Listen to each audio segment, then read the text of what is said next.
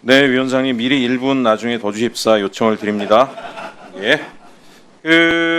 박준태 의원 얘기하고 나갔네요. 오랜만에 와서 궤변을 또 하고 가길래 제가 한 말씀 드리려고 했는데 민주당이 뭐 두려워서 이런 걸 한다라고 제 발언에 방해하지 마십시오. 두려워서 이런 얘기를 한다라는 얘기를 했는데 두렵긴 뭐가 두렵습니까? 두려워해야 할 것은 본인들입니다. 제가 이 얘기 안 하려고 했는데 얘기를 드릴게요. 12월 3일 밤 내란이 벌어진 날 윤석열이 계엄을 선포한 그 순간에 5분도 안 돼서 저는 그때 지방에 있었는데요. 선배용하고 전화 통화를 했습니다. 전화 딱 했더니 여의도 가는 길이야. 나중에 감옥에서 만나자 이렇게 얘기를 하더라고요. 저는 곧바로 전화를 끊고 나서 제 원주에 있는 오랜 지인들한테 전화를 돌리기 시작했습니다. 검찰, 군인, 경찰이 서울로 몰리는 걸 막아야 되니까 지역에서부터 들불 같은 집회를 지금부터 조직해야 됩니다. 30분도 안 돼서 수백 명의 사람들이 텔레그램방에 모였습니다. 그 텔레그램방 아직까지 유지되고 있습니다. 아직까지 정보를 공유하면서 두려워하는 게 아니라 분노하는 겁니다. 이 상황이 됐는데도 반성이 없고 장동혁 대표 감옥에 찾아가가지고 뻘소리하고 앉아있는 이 상황에 대해서 분노하는 거고 대법원이 저는 정치학 공부했는데요. 정치학의 불변의 원칙이 있죠. 부패하고 무능한 권력이 자기 스스로 자정적인 역할을 하는 것을 역사상 한 번도 본 적이 없다. 오직 대중이 두려울 때만 결국 자기의 모습을 바꾼다.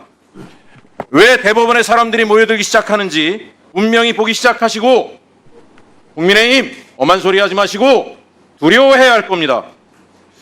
나경원 의원이 나가니까 그나마 좀 조용하네요. 사적 이해관계 관련된 이해충돌방지법을 국회에서 왜 만들었겠습니까? 다 이유가 있는 겁니다. 형사법적 처벌 안 받는다고 적당히 퉁치고 하려고 하지만 국회에서 그런 법 만든 이유는 다 이렇게 개입이 되면 문제가 있기 때문에 만든 거죠. 안 들어오면 좋겠습니다. 안 들어와야 됩니다.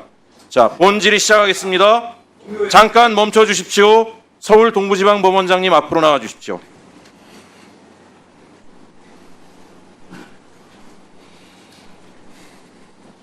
자, 묻겠습니다. 재판 중인 증인이 네. 1심 판결에서 돈을 받고 돈과 아파트를 받고 거짓 증언을 했다라고 갑자기 자백을 했습니다. 그러면 2심 재판부는 이 상황을 어떻게 접근해야 됩니까? 그냥 그대로 1심 재판 판결을 따릅니까? 핵심 증인이 1심 때 내가 증언한 것은 돈과 아파트를 받고 거짓 증언을 했다라고 자백을 했어요. 2심 재판부 재판관이시라고 한다면 어떻게 접근하시겠습니까? 1심에서 왜 그렇게 증언을 했는지에 대해서 자세히 살펴보겠죠. 자세히, 당연히 살펴보겠죠. 그 일이 동부지법에서 일어났었죠. 정대택 씨와 윤석열의 장모 최은순 씨 사건에서 핵심 증인 법무사 백모 씨가 2심 때 최은순에게 돈과 아파트를 받고 사실 거짓 증언을 했습니다라고 했는데 당시 재판부는 그냥 판결을 내려버렸을 뿐만 아니라 재판정에서 정대택 씨를 오히려 법정 구속까지 했습니다. 하나 더 묻겠습니다. 만일 그 2심 판사가 그렇게 그 자리에서 말씀하신 것처럼 정황도 고려하지 않고 전후사정도 살피지 않고 그 증언의 배우도 살피지 않고 판결을 내린 그 판사가 제3자의 청탁을 받고 이런 판결을 내린 거다라는 의혹이 일파만파인데 그 순간에 부인이 그 제3자와 부동산 거래를 수십억 대 부동산 거래를 한다면 이게 상식적으로 받아들일 수 있는 일입니까? 아닙니까? 어떻게 보십니까? 그건 사실관계가 어떻게 확인되느냐에 따라서 다른데 제가 알기로는 그 항소심 재판장이 그런 어떤 의혹 외에 사실로 확인된 건 지금 전혀 모르고 있습니다. 예, 당시 항소심 재판장은 윤남근 판사였습니다.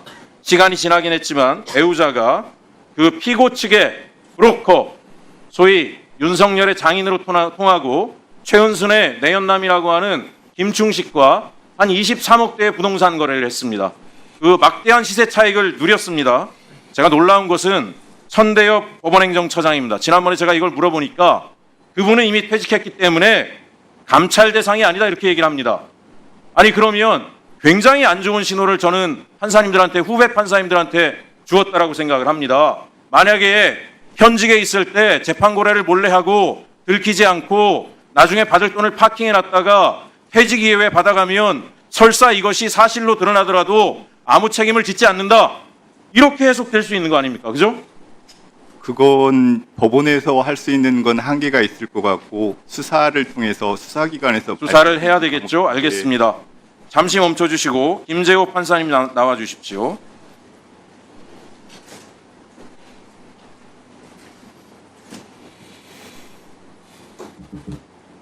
자, 윤남근 판사가 이 재판을 맡기 전에 김재호 판사가 주심 판사였습니다. 그 정대택 씨는 수개월 동안 심리를 열지 않고 재판을 연기했다라고 주장했는데 우리 나경원 의원께서 SNS에 이렇게 올렸습니다. 이렇게 보세요. 뭐라고 올렸냐? 판사가 일부러 재판을 지연시킨 것이 아니라 피고인의 의사에 따라 연기를 해준 것이다. SNS에 올렸습니다. 제가 몇 차례 전화를 해서 물어봤습니다. 단 한 번도 재판 연기를 신청한 적이 없다. 1심 핵심 증인이 위증을 했다라고 하니 빨리 판결을 내려달라고 수차례 했음에도 불구하고 우리 김재호 판사께서 재판을 연기하셨다라고 하는데 어떻게 된 겁니까? 사실입니까? 누구 말이 맞는 말입니까? 제 기억으로는 정대태 씨가 변론 병합 신청을 하신 것으로 기억하고 있습니다. 변론 병합 신청을 하셔서 연기를 하면서 변론 병합 신청으로 인한 연기라고 아마 연기 조서에 남겼던 것으로 기억하고 있습니다. 오늘 증언하신 내용하고 나중에 정대태 씨 얘기하고 다 맞춰보면 되겠죠? 조서에 남아 있는 것으로 알겠습니다. 기억하고 있습니다. 자, 김재호 법원장님, 그러면 김건희의 계부, 최은순의 내연남, 김충식을 아십니까? 모릅니다. 정말 모르십니까? 모릅니다. 최근에 김충식 씨가 공개적인 석상에서 새로 만나는 내연녀로 알려진 여성은 나경원 의원이 소개했다라고 공식적으로 이야기를 했습니다. 모르십니까? 나경원 의원 모릅니다. 언니가 소개를 했다고. 나경원 의원은 언니가 없습니다. 그러세요?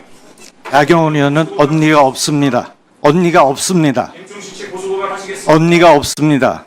고소고발 하시겠습니까? 언니가 없습니다. 들어가세요.